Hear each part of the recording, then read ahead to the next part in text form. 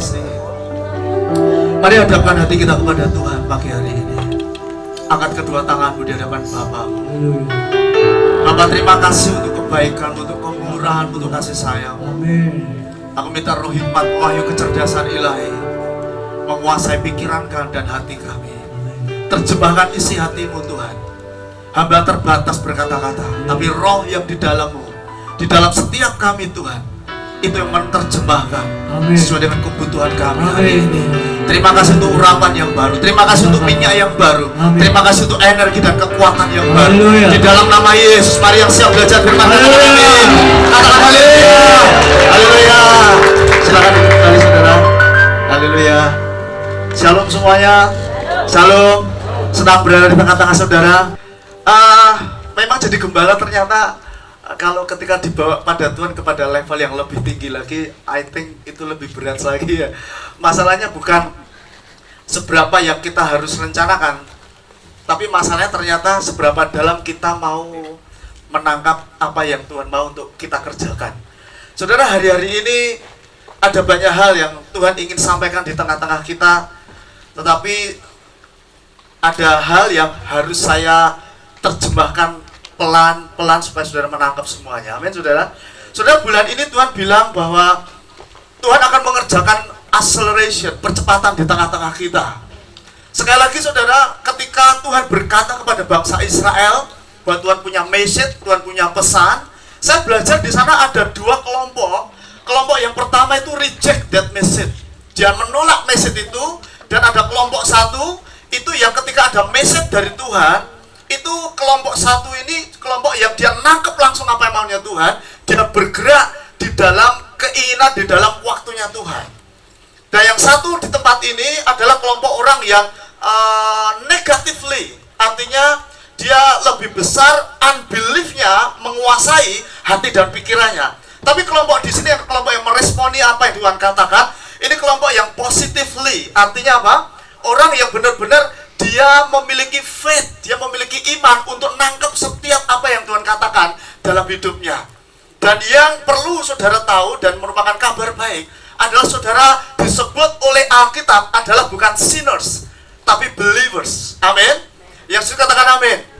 Saudara disebut oleh Alkitab itu bukan sinners lagi, bukan orang-orang berdosa lagi.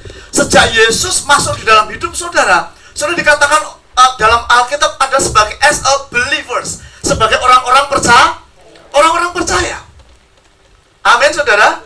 Orang-orang percaya yang Tuhan inginkan adalah saudara dan saya hidup karena percaya saudara kepada apa yang Tuhan katakan, bukan percaya kepada apa yang dunia katakan dan penilaian orang yang dikatakan kepada saudara.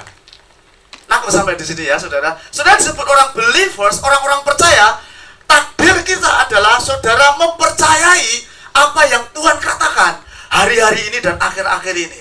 Jadi kalau Tuhan bicara, nah aku akan buat percepatan di tengah-tengah kamu, saya pun yang menerima pesan itu nggak ngerti. Orang saya bilang nggak dong, maunya Tuhan itu apa? Ngerjakan percepatan di area apa? Tapi hari lepas hari saya hadapkan hati saya kepada Tuhan, saya hadapkan hidup saya kepada Tuhan, dan Tuhan tuntun langkah demi langkah. Hari ini kita akan belajar tentang percepatan, tentang kesembuhan, acceleration of God's healing. Tuhan ingin mengerjakan kesembuhan di tengah-tengah saudara hari ini. Ketika saya mempersiapkan firman ini, tadi malam saya diajar Tuhan langsung praktek. Saya ulang lagi.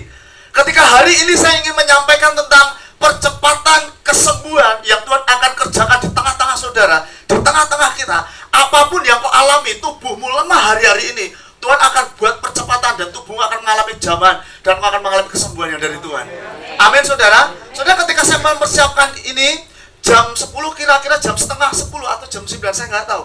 Tiba-tiba saya dipanggil oleh istri saya dan istri saya bilang, "Mah, Pak, kepalaku pusing sekali." Dan dia hampir terjatuh, saudara.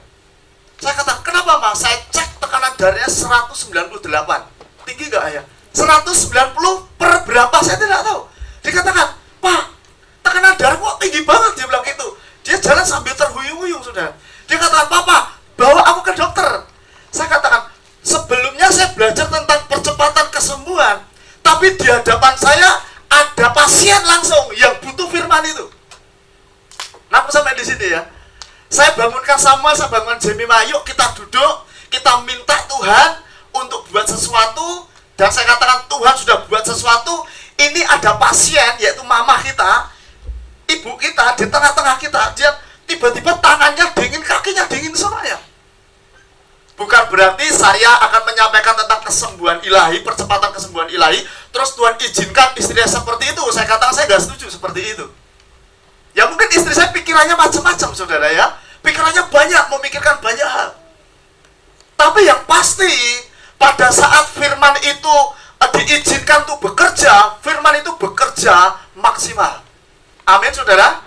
Nah, pada waktu istri saya tekanan darah tinggi sekali, Pak, rasa saya kamu harus bawa saya ke dokter. Dikatakan, saya ngomong sama dia seperti ini, kamu mau percaya dokter hari ini juga, apa mau percaya firman Tuhan?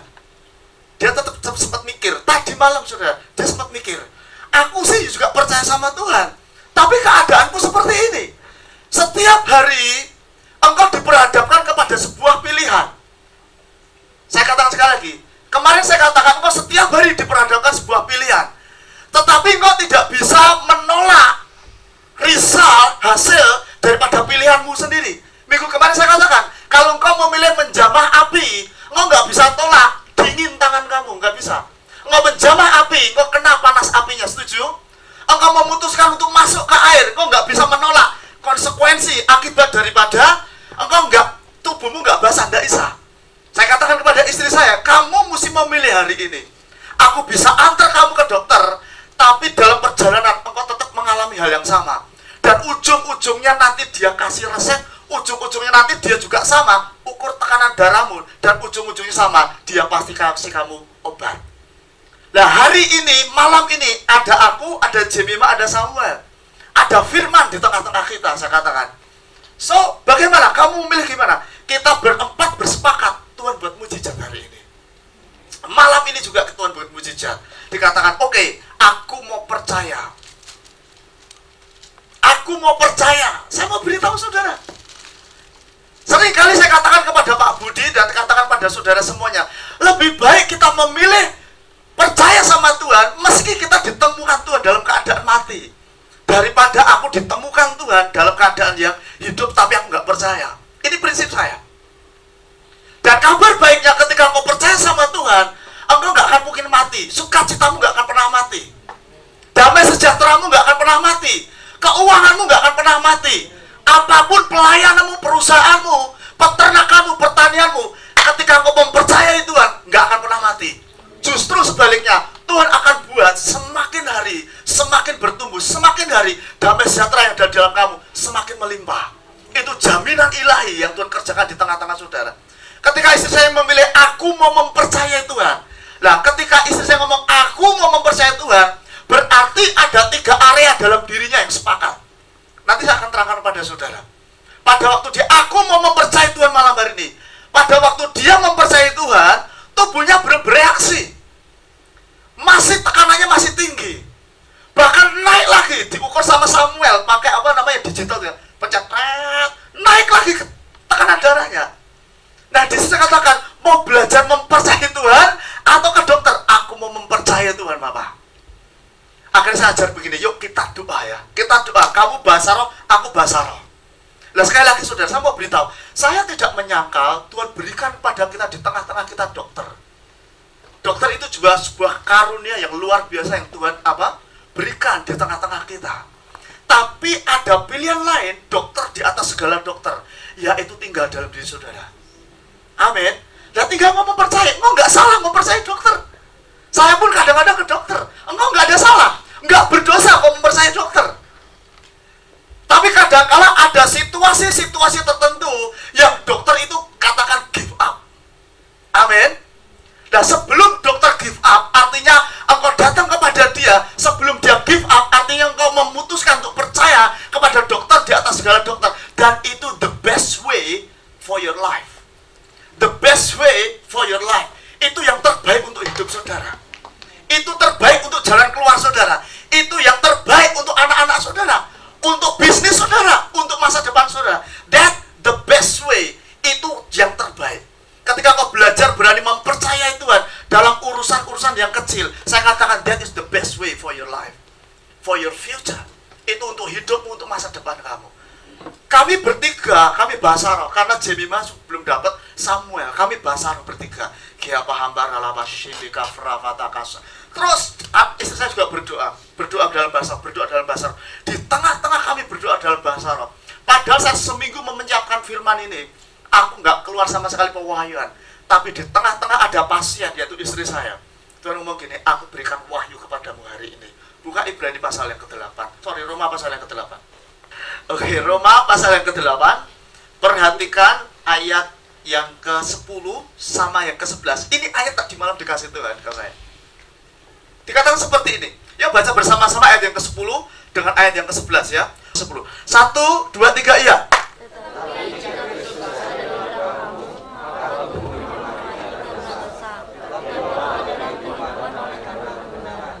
Ayat yang 11, 1, 2, 3. Dan jika roh dia yang telah membangkitkan Yesus dari antara orang mati diam di dalam kamu, maka ia yang telah membangkitkan Kristus Yesus dari akan menghidupkan juga tubuhmu yang fana itu oleh yang saya ulang lagi. Dan jika roh itu adalah Tuhan Allah Roh Kudus, dia itu Tuhan Allah Bapa yang telah membangkitkan Yesus, yaitu Tuhan Anak. Jadi satu ayat disebut 3 pribadi 2 kali. Allah Bapa, Allah Roh Kudus, Allah Anak. Disebut dalam satu ayat 2 kali, dikatakan ya. Dari antara orang mati, diam di dalam siapa?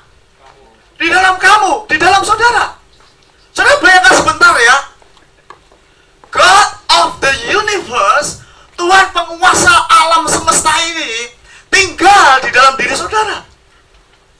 Satu ayat membahas 3 pribadi loh, yang menekankan aku ini tinggal di dalam kamu. Ini artinya nggak main-main, mengingatkan kita bahwa adalah penting buat kita hari ini untuk kita ngerti bahwa sesuatu yang luar biasa tinggal di dalam diri kita. Dikatakan yang kedua ya, diam di dalam kamu, maka ia itu siapa? Allah Bapa yang telah membangkitkan siapa?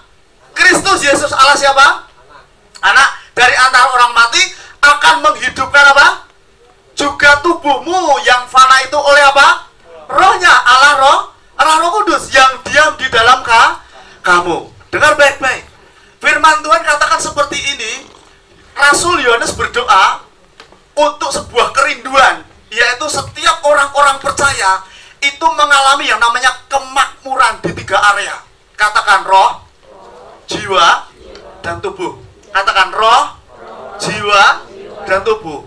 Ini doa daripada Yohanes.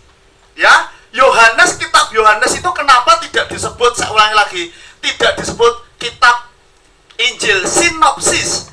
Karena Yohanes itu nulis kitabnya itu dalam kedewasaannya. Kalau Matius, Markus, Lukas itu nulis kitabnya itu seketika Yesus itu masih hidup. Dia nulis, dia kejadian, dia tulis. Yesus lakukan apa? Dia tulis. Yesus berbuat apa? Dia tulis. Tapi Yohanes, murid yang dikasih oleh Tuhan, itu nulis kitab Yohanes dan kitab 1 Yohanes, 2 Yohanes, 3 Yohanes, dia tulis dalam kedewasaannya. Dia tulis setelah Yesus naik ke surga, baru dia tulis kitab Yohanes. Dan kitab Yohanes itu dahsyat sekali. Kitab di mana ada satu orang pribadi yang intim dengan Tuhannya, dengan gurunya, dengan Allahnya, dengan penebusnya. Nah, Yohanes dalam kedewasaannya dan dalam pewahyuannya, dan dia menyatu rohnya dengan roh Tuhan, dia berdoa, aku berdoa supaya engkau baik-baik dan sehat-sehat saja. Di setiap area hidupmu, Tuhan ingin engkau mengalami kemakmuran. Amin. Sekali lagi, jangan definisikan kemakmuran itu hanya khusus masalah duit. Kemarin kita sudah belajar tentang blessing itu apa, berkat itu apa, makmur itu apa.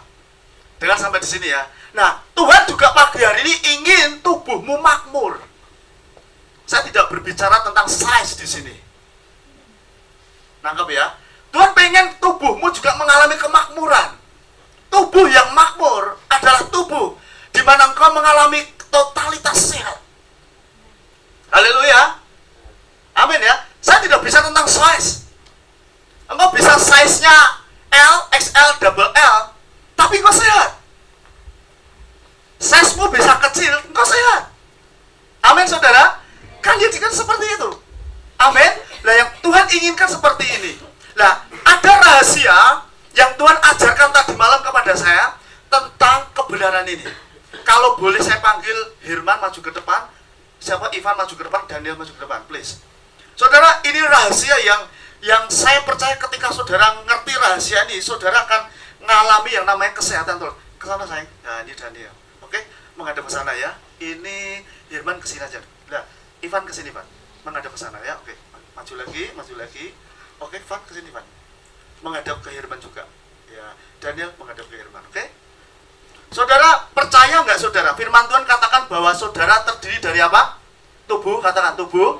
Katakan jiwa. Katakan roh. Oke? Firman Tuhan katakan, saudara ada hari ini, eksistensinya tuh roh adanya.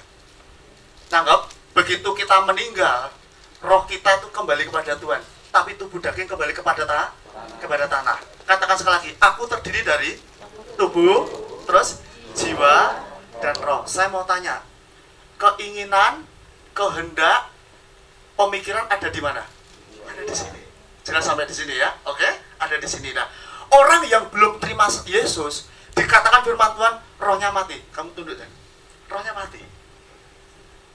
Rohnya mati. Nangkap sampai di sini, rohnya mati. Tapi begitu dia sudah terima Tuhan, rohnya hidup. Agak ada. Nangkap sampai di sini ya.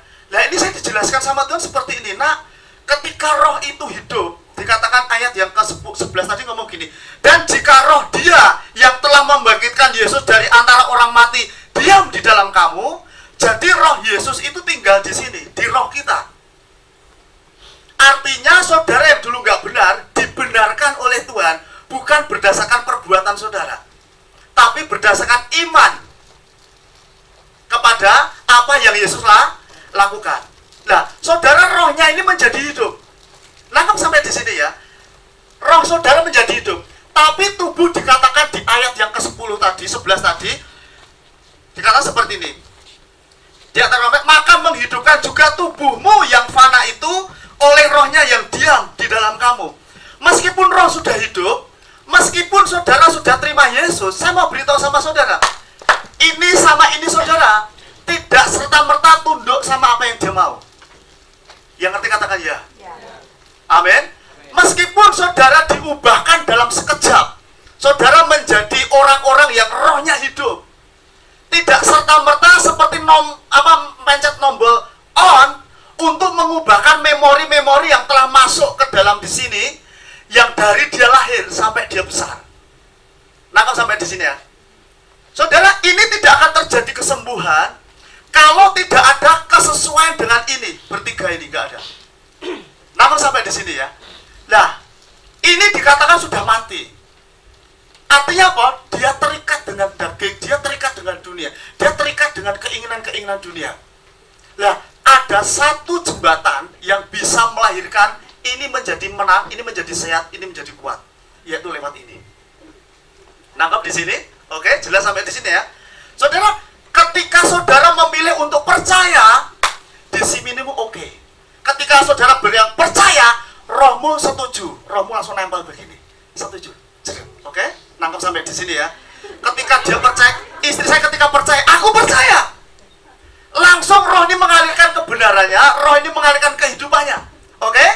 Nah pada waktu pikiran, kehendak, keinginannya selaras dengan roh, maka yang terjadi apa? Begitu kesembuhannya, oke, nangkep sampai sini ya. Begitu dia setuju, dia setuju. Nangkep sampai di sini? Haleluya. Sampai di jelas saudara. Ada banyak anak Tuhan, ini sama ini terus berkonsultasi. Nah ini banyak dicekoin oleh dunia, dicekoin oleh lingkungan, dicekoin oleh orang tua, dicekoin oleh adat istiadat. Maka ketika ini bersinggungan, bercakap-cakap dengan seperti ini, selalu ini dalam keadaan kalah. Karena apa? Ini sudah terikat dengan dosa. Maka dari itu Roma 12 mengatakan apa? Saudara mesti memperbarui pikiran saudara sesuai dengan firman Tuhan. Amin. Agar ini sama ini sepakat. Ketika engkau berdebat dengan ini tidak pernah sakit, ini nggak pernah miskin, ini nggak pernah gagal. dia terus sukacita, dia terus damai sejahtera. Cuman di sini harus setuju. Kalau ini nggak setuju, nggak bisa nyetrum sampai di sini. Nangkep sampai di sini. Begitu istri saya ngomong ini, aku percaya. Begitu percaya ini balik seperti ini. Dia alirkan kebenarannya, dia alirkan kuasanya, dia memerintah. Halo. Nangkep sampai di sini. Saya mau beritahu, ini tidak berlaku hanya untuk kesembuhan saja. Ini berlaku untuk area keuanganmu. Ini berlaku untuk area bisnis kamu. Ini berlaku untuk apapun. Kalau engkau percaya kepada apa yang dia katakan, engkau sepakat sama dia, maka yang terjadi, kebenaran ini akan mengubah di sini. Amin. Tapi pada waktu engkau nggak percaya, ini hanya berdiskusi dengan di sini. Ini terkontrol dengan dunia. Ini terkontrol dengan teori. Ini terbatas dengan hukum-hukum dunia.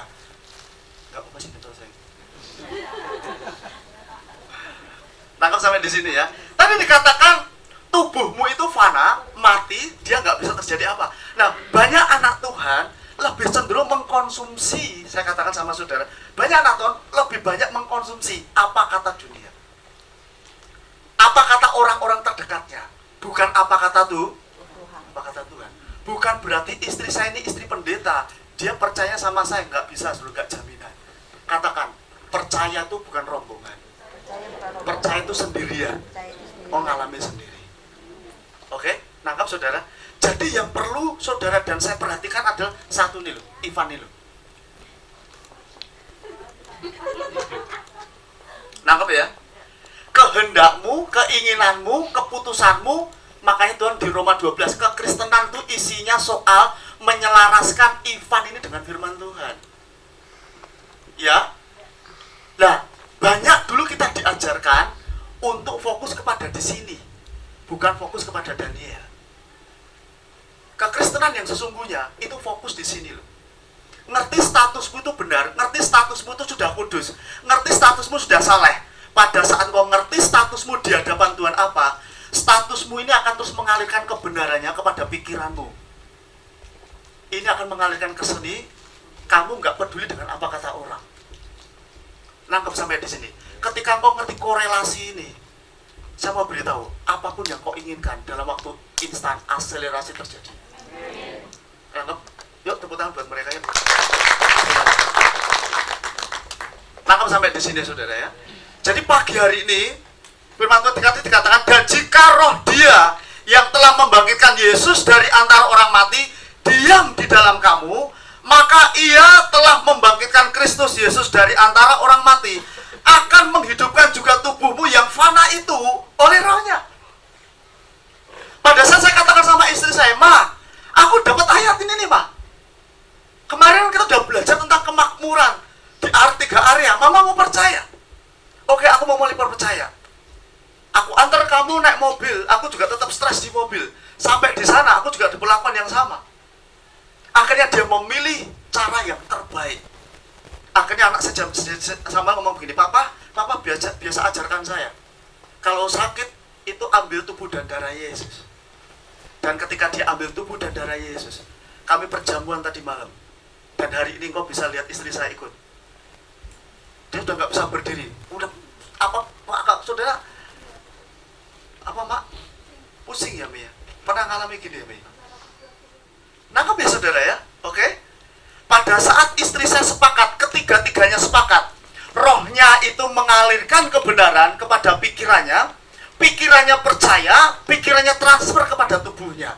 Maka yang terjadi, kebenaran yang ada di roh itu bekerja lewat pikirannya, pikirannya mentransfer kepada tubuhnya, dan tubuhnya menerima apa yang sudah terjadi di roh.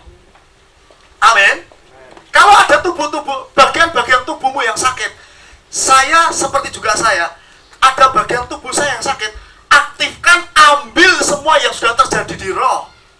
Konsentrasikan, sejajarkan pikiranmu dengan keinginan dia, maka yang terjadi cepat atau lambat, apa yang sudah terjadi di roh, itu akan mengalir, akan transfer, akan bereaksi di dalam tubuh kamu. Tubuh kamu yang sakit, tubuh kamu yang lemah. Maka yang terjadi ketika pikiranmu sepakat dengan roh, yang di sana sudah terjadi kesembuhan, sudah terjadi pengampunan, sudah terjadi kesalehan, kekudusan, akan mengalirkan kuasanya itu masuk ke dalam tubuh saudara. Dan yang terjadi, tubuhmu disembuhkan. Saya mau tanya, butuh waktu lama nggak? Saya katakan enggak. Ini butuh waktu yang sangat cepat sekali.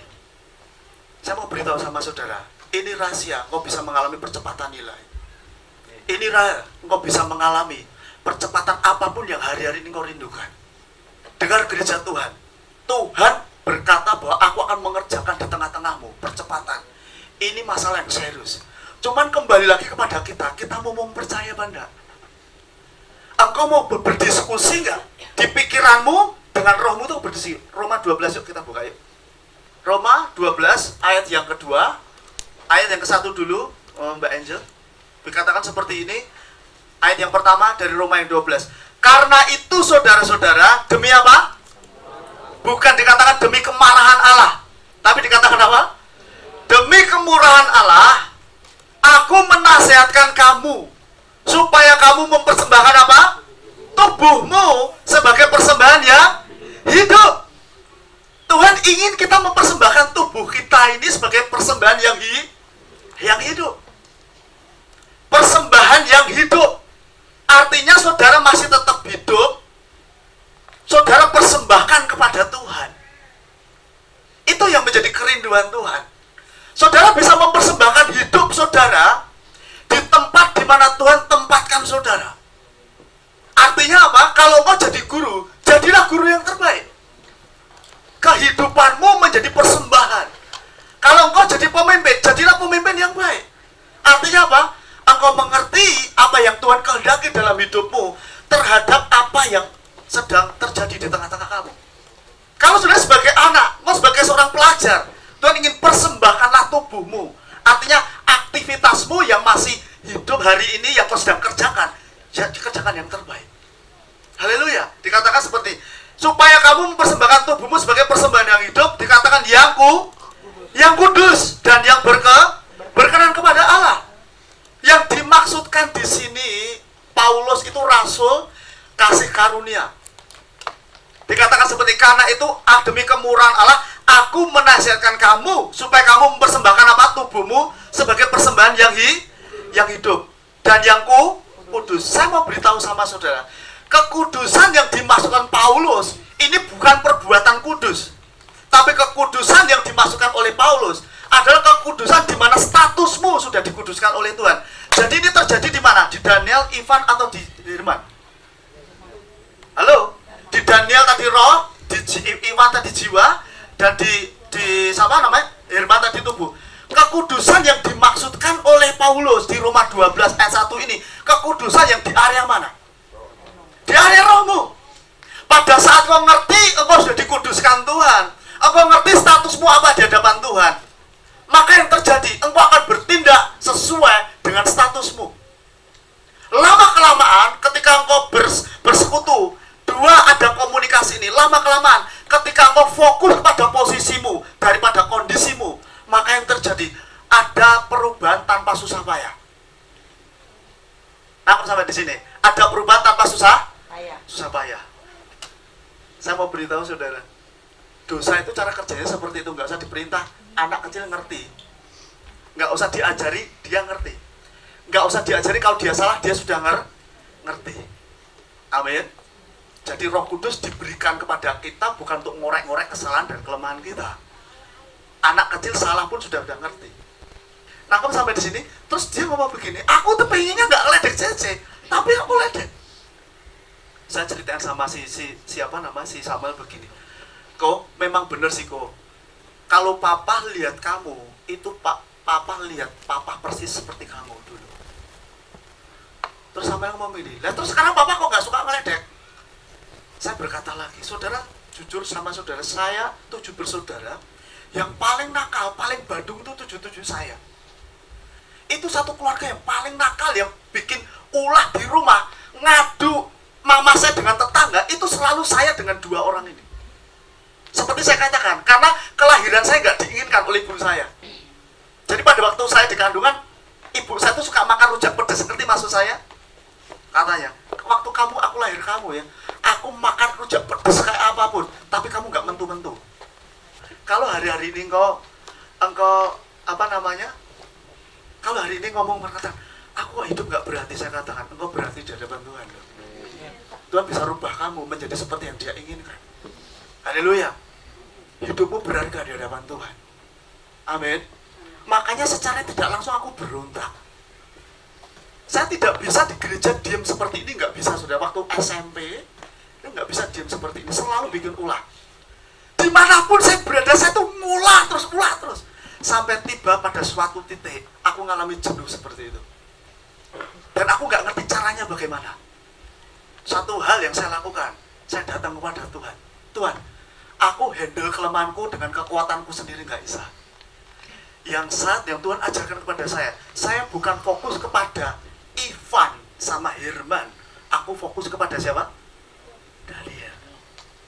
Nangkep? Ketika aku terus fokusku kepada Daniel, maka yang terjadi, Tuhan mulai robak dari dalam. Robak dari dalam. Dari dalam dia ngalir keluar dan ngalir keluar. Pada waktu saya tahun 2000 berkata, Pak Mama, aku mau jadi hamba Tuhan. Ibu saya ngomong gini, puji Tuhan. Itu doa saya. Saya bilang, Mama, aku mau jadi hamba Tuhan. Dia nggak ngomong banyak alasan apapun. Kamu jadi Tuhan, hamba Tuhan. Itu doa saya. Karena kamu memang saya sudah tak persembahkan kepada Tuhan. Dengan baik-baik gereja Tuhan. Jangan berusaha sekuat tenaga engkau merubah situasimu. Jangan dengan sekuat tenaga engkau mencoba mengalami kesembuhan dengan kekuatanmu sendiri. Ngerti rahasia, ngerti korelasi ketiga hal ini. Bahwa di rohmu Tuhan sudah sembuhkan, di rohmu Tuhan sudah buat makmur, di rohmu Tuhan sudah kuduskan, Tuhan sudah buat engkau saleh. Fokusmu jangan kedua orang ini, kedua pribadi ini. Fokusmu tetap kepada apa yang sudah terjadi di roh. Amin. Pada waktu rohmu fokusmu kepada seperti ini, maka yang terjadi di manusia jiwamu, kehendakmu, pikiranmu, yang Tuhan inginkan di Roma pasal yang ke-12 ayat yang kedua. Jadi dikatakan karena itu persembahanmu, persembahan tubuhmu yang kudus. Kudus itu artinya sudah terjadi di sini. Amin. Nangkep sampai di sini ya. Rohmu nggak bisa pernah tercemar oleh karena perkataanmu sembrono. Rohmu tidak pernah tercemar hanya gara-gara kita punya habitat yang sembrono. Tapi yang Tuhan inginkan, rohmu mencemari, rohmu mulai memberikan kehidupan kepada dua pribadi ini, jiwa dan tubuh kamu. Nah, aku sampai di sini. Pada saat engkau melatih jiwamu untuk diselaraskan dengan firman Tuhan, arti engkau selaras dengan manusia rohmu, maka yang terjadi tubuhmu akan terjadi perubahan from inside out, bukan from outside in. Dulu kita diajarkan begini, kamu harus jaga kekudusan dong, nggak boleh ini, nggak boleh, dan nggak boleh. Kita mencoba mengubah diri kita dari luar ke dalam. Maaf ya, ini setengah mati loh. Ini membuat saya munafik. Ini membuat banyak hamba Tuhan munafik. Ketika aku ngerti rahasia ini, bahwa fokusku kepada roh, manusia roh, Tuhan sudah kerjakan di dalam ini. Dan yang di manusia yang kedua, Roma pasal 12 ayat kedua dikatakan seperti ini. Jangan baca bersama-sama yuk, 1, 2, 3. 1, 2, ya. Janganlah kamu menjadi serupa dengan dunia ini, tetapi berubahlah oleh pembaharuan budi, Sehingga kamu dapat membedakan mana kehendak Allah, apa yang baik, yang berkenan pada Allah, dan yang sempurna. janganlah kamu menjadi serupa dengan dunia ini. Kata serupa itu lebih diterjemahkan itu, saudara tahu saudara, kalau saudara pengen membuat cetakan, saudara ada agar-agar yang dicetak bentuk binatang. Nangkep ya? Ada apa? Cetakan apa aja? Kalau saudara pengen membuat makanan yang bentuknya tuh kayak binatang gitu ya. Saya dulu suka bikin agar-agar ada cetakannya kura-kura. Nah, kata serupa itu artinya pikiran kita ini cetakannya sama seperti yang cetakan dunia. Jadi kalau orang dunia ngomong ya tentang sesuatu, cetakan kita juga ngomong iya. Jadi kita memakai bukan cetakannya Tuhan, tapi kita tetap pakai cetakannya dunia. Kalau cetakan dunia ngomong ya, nggak apa-apa, kita pinjem itu ya dan nggak apa-apa. Nangkap sampai di sini ya. Dikatakan, janganlah kamu menjadi serupa dengan dunia ini, tetapi berubahlah oleh pembaharuan budimu. Kekristenan tuh isinya tentang pembaharuan budi. Kapan dilakukan? Saya katakan, begitu kau bangun tidur, keluhuran budi dikerjakan di sana. Saudara, peperangan rohani terus tiap hari terjadi. Areanya di mana? Dengar baik-baik ya. Tubuhmu bisa sakit, sudah terjadi di sini dulu. Tubuhmu sehat, terjadi di sini dulu. Engkau menang di sini, menang di area yang lain. Makanya Tuhan ingin kamu fokus kepada pikiran kamu. Saya tidak sedang mengajarkan positive thinking ya. Positive thinking ada batasannya. Tapi kebenaran itu bekerja di luar batas nalar kita. Amin. Saudara, kalau lihat keadaan hari-hari ini, orang berkata nggak mungkin. Keuanganku nggak mungkin bisa mengalami perubahan yang signifikan. Ekonomi seperti ini, iklim bisnis seperti ini. Jangan taruh cetakanmu seperti yang diyakini oleh orang dunia cetakannya. Tapi taruh cetakan Tuhan ke dalam cetakan pikiran kita. Maka yang terjadi, apa yang sudah terjadi di Daniel akan mengalirkan di dalam pikiranmu. Maka pikiranmu akan mengalirkan kepada yang fisik. Maka yang terjadi di alam fisikmu akan menerimanya. Haleluya. Nangkap sampai di sini, saudara. Jujur saudara, ketika Tuhan gerakkan saya untuk pindah ini, saya pikiran saya mau gini, ini buang-buang duit. Saya katakan, Tuhan ini buang-buang duit. Tuhan ngomong gini, emang duitmu yang dibuang? Ya enggak sih Tuhan, maksud saya kan biar di sana penuh dulu Tuhan. Baru udah penuh pindah di sini. Hari Sabtu saya merenungkan sepanjang harian firman Tuhan di Lukas pasal 14. Firman Tuhan ngomong begini, sediakan bahtera. Saudara masih ingat kisah ini di Lukas 14, nanti saudara baca di rumah. Pada waktu itu ada seorang tuan yang pengen mengadakan pesta perjamuan yang besar. Oke? Dia memerintahkan hambanya, nak, tolong undang ya semua untuk datang ke pesta ini. Tuannya ngomong begitu. Akhirnya yang satu ngomong gini, jangan Tuhan, aku maaf ya nggak bisa datang ya. Aku mau menikahkan anakku. Yang satu, aku mau menjual, aku baru saja menjual tanahku. Yang satu ngomong gini, aku nggak bisa. Akhirnya Tuhan ngomong begini, sekarang mereka alasan, aku minta kamu semua yang di jalan tarik paksa masuk ke dalam rumahku. Rumahku harus penuh. Saya mau beritahu, saudara pagi ini mesti sepakat dengan saya untuk saudara mulai bekerja di area di sini. Fokus kepada posisimu, bukan kondisi kamu. Kondisimu bisa berubah-berubah, di sekelilingmu bisa berubah, tapi yang akan terjadi di alam rohmu, di manusia rohmu, gak pernah bisa berubah. Sama seperti firman gak berubah, di rohmu gak akan pernah bisa berubah. Fokusmu tetap ada di sini. Pada waktu engkau setuju dengan yang di sini, maka yang di luar nanti akan Tuhan kerjakan sendiri. Dan itu sudah kerja dengan sendirinya. Haleluya. Buka, boleh izinkan Yohanes pasal yang kedua yuk. Tuhan akan gerak di tengah-tengah saudara dan tengah-tengah saya. Yohanes pasal yang kedua. Mari saya ingin saudara fokus terus kepada yang di Daniel, manusia rohmu. Yohanes pasal yang kedua. Saya ulangi lagi. Saudara, saya ingin baca, kita baca bersama-sama. Ayat ini pelan-pelan, nanti saya akan ajukan pertanyaan kepada saudara. Ayat yang pertama sampai ayat yang ke-10. Boleh saya tanya kepada saudara, saudara saya kasih waktu beberapa menit, nggak usah lama. Saudara, ini ada seorang yang mengadakan perjamuan pesta. Ada orang yang sedang nikah. Oke? Nah, mempelai disebutnya mempelai laki-laki. Tidak disebutkan mempelai perempuan di sana. Disebutkan mempelai laki-laki. Nah, mempelai laki-laki ini mengadakan pesta pernikahan. Mempelai laki-laki ini memilih satu manajer untuk ngurusin semua pernikahannya. Nangkep sampai di sini ya, oke? Nah, di tengah-tengah terjadinya pesta, yang terjadi anggurnya apa? Habis. Tapi nggak tahu caranya bagaimana, tiba-tiba anggur itu ada. Dan anggur yang tersedia itu jauh lebih baik. Jauh lebih baik. Sekarang saya mau tanya sama saudara, apa yang dikerjakan oleh mempelai laki-laki sehingga anggur yang terbaik itu ada tiba-tiba di tengah-tengah perayaannya? Apa yang dilakukan? Saya minta dua aja, dari sini satu orang, dari sini satu orang. Apa yang dikerjakan, apa yang dilakukan oleh mempelai laki-laki ini sehingga air yang terbaik, yang air jadi anggur yang terbaik itu berada di tengah-tengahnya. Bahkan dia sendiri nggak ngerti loh bahwa itu tiba-tiba ada anggur yang terbaik. Kemarin kita udah belajar, anggur yang baik paling 1 sampai 5 tahun katanya. Anggur yang biasa, anggur yang baik katanya 10 sampai 15, tapi anggur yang terbaik 25 sampai 30 tahun untuk menghasilkannya. Nah ini tiba-tiba di tengah-tengahnya ada anggur yang terbaik. Saya mau tanya, apa yang dikerjakan oleh mempelai laki? Jelas, ya benar. Dikatakan dia cuma apa? Ngundang Yesus. Tinggal ngundang Yesus, dia nggak repot-repot. Kata mengundang itu bahasa Yunaninya kaleo, katakan kaleo.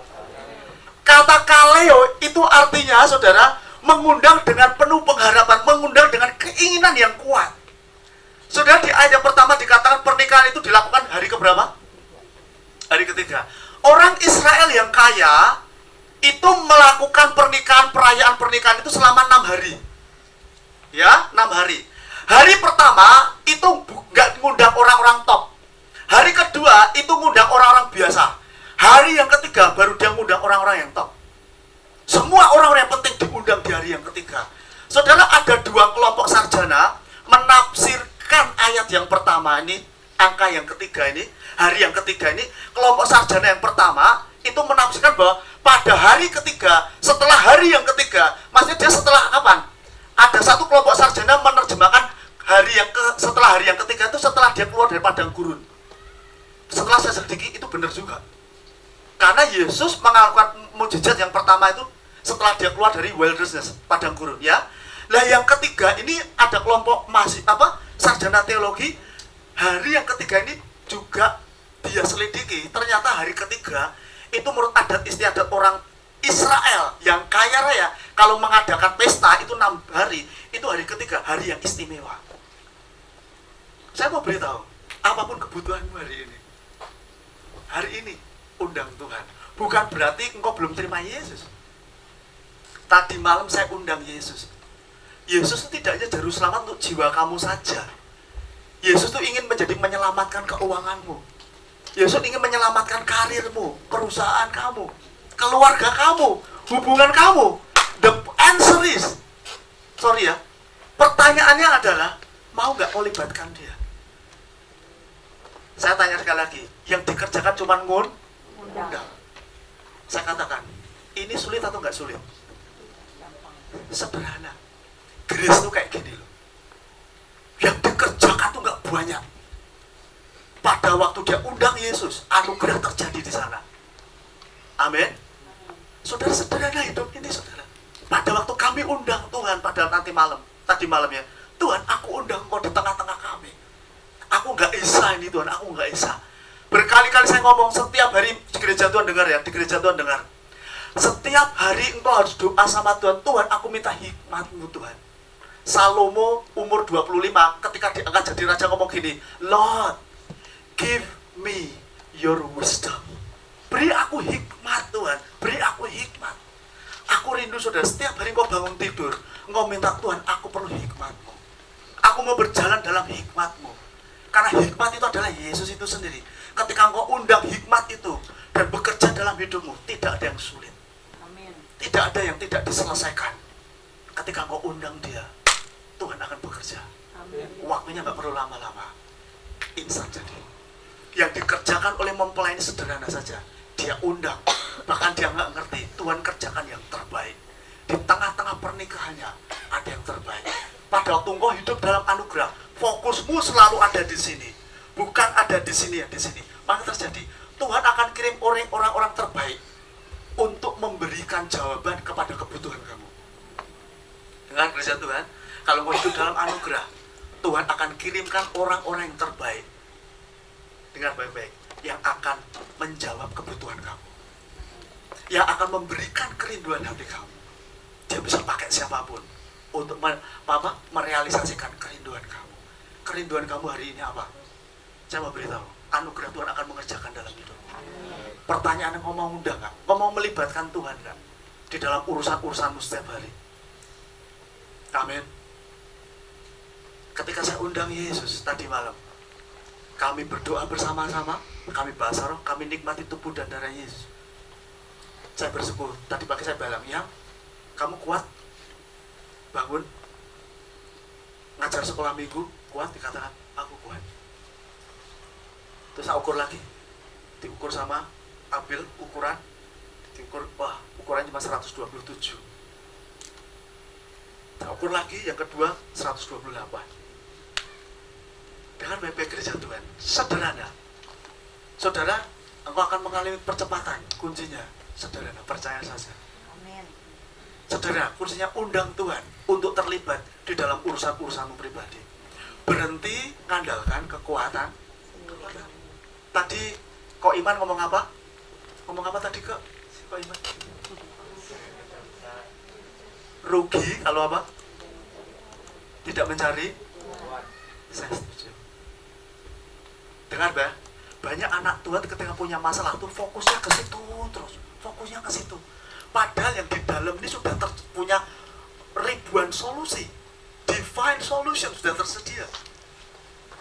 Pada waktu engkau mencari Tuhan, engkau mencari sendiri dengan Tuhan, engkau mencari sendiri dengan Tuhan, tatapan matamu ketemu dengan tatapan matanya, maka yang terjadi, apa yang sudah terjadi di roh, tiba-tiba pikiranmu setuju dan itu ngalir ke tubuhmu, yang terjadi mujizat. Haleluya. Nah, mau sampai di sini sudah rugi kalau kamu nggak ngomong kanan kiri, rugi kamu nggak jadi.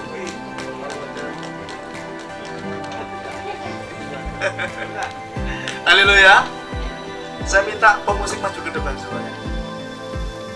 Saudara, firman Tuhan siang hari ini mengingatkan kita bahwa Tuhan ingin mengerjakan percepatan di tengah-tengah kita.